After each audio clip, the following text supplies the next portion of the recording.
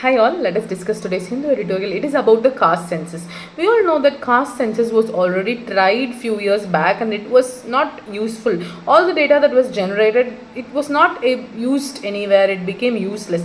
That's why the government is so skeptical about beginning caste census again. However, now the opposition party is also forcing the ruling party to take a caste census very soon.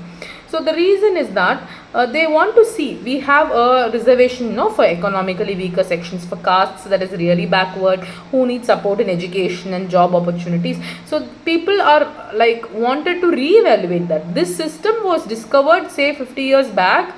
We said that SCs were low in their status, ST is low in their status, give them some reservation.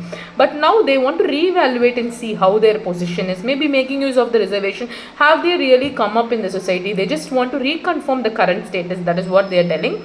And so in the last caste census that happened in 2011, 46 lakhs different castes, subcastes, castes or clan surnames was recorded, and they are not able to tabulate it correctly. Example, we have 5 entities, we can easily tabulate and classify data according to that. And 46 lakhs entries, how do we cluster them together, how we group them together? It is too much of a data for the team to handle, is what they have said. So however, we all know that we are marching towards casteless society, but now we are asking them to brand people based on caste.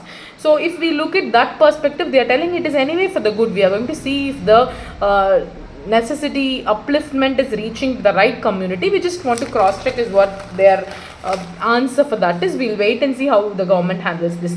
Next is about India-Russia trade union. So Russia's Deputy Prime Minister, Mr. Denis Manturov, has visited India. So India and Russia has been doing really well in terms of their trade agreement, and it has increased by 2.6 times compared to the last year. And they have even surpassed the 2025 targets now itself, is what they are telling. However, Mr. Deputy Prime Minister of Russia wanted India to concentrate on increasing the exports in road construction and pharmaceuticals. That is of higher demand, is what he has said. But India is also facing a lot of pressure from the other countries, because after the Russia-Ukraine war, Western countries have decided to stop buying fuel from China, however, from Russia. However, India and China have been continuing procuring fuel from Russia.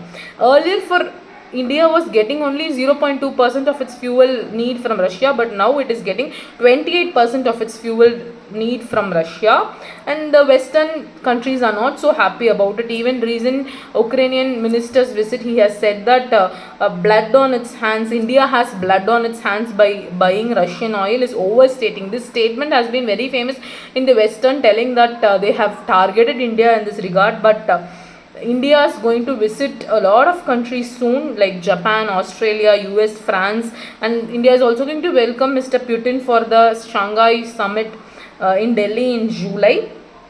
So that is what has been happening.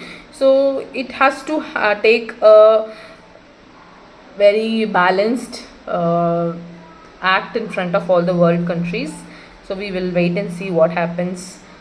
So what is harder to explain to the public? No public comment was made by any other Indian leader during Mr. Deputy Prime Minister's visit here. So that is, we are not able to tell what the opposition parties haven't told anything. So Moscow has decided to attack its neighbor and continue bombing civilians for close to more than a year. So let's wait and see what happens. Thank you.